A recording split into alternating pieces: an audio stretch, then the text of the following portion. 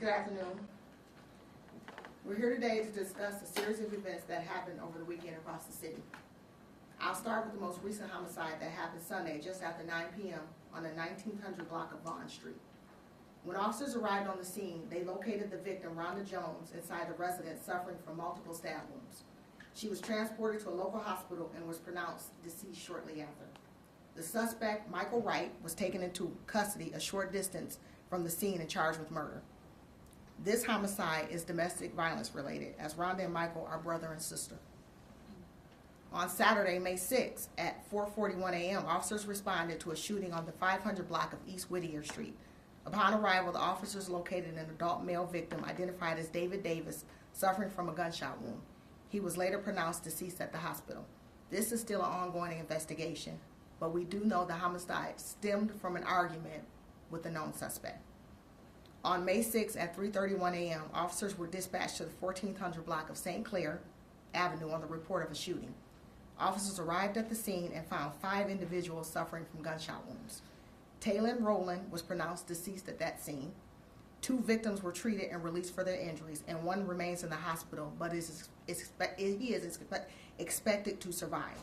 The suspect, Keith Pleasant, suffered from a self-inflicted gunshot wound, and he later died at the hospital.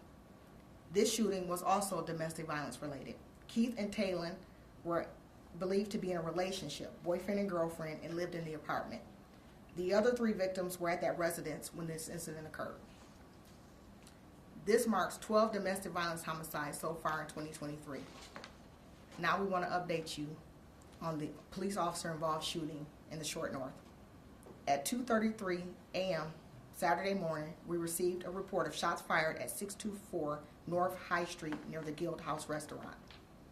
At the same time, several blocks north on High Street, 2 officers were conducting patrols with the city's food truck license inspectors when they encountered a group of pedestrians fighting on the street. They stopped to break up that fight when an explosion of gunfire rang out near 847 North High Street. A citywide 10-3 alert was issued, meaning every available car in the city was routed to the Short North. The officers at the scene immediately ran toward the gunfire and engaged the suspects.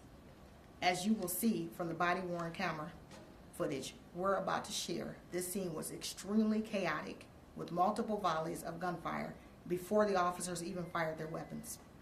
In total, between both scenes on High Street, we had 10 individuals who were shot, all between the ages of 18 and 27. It is not yet clear how many individuals were shot at each scene. We had multiple people leaving the area and showing up as walk-ins at local hospitals. At this time, all of those who were shot are expected to survive. Also, no officers were injured during this incident. It is not clear at this point whether the 2 High Street incidents are connected. We have 1 person in custody, Jalen Bradley, 20 years old. He was transported to the hospital in critical condition, but has since been upgraded to stable.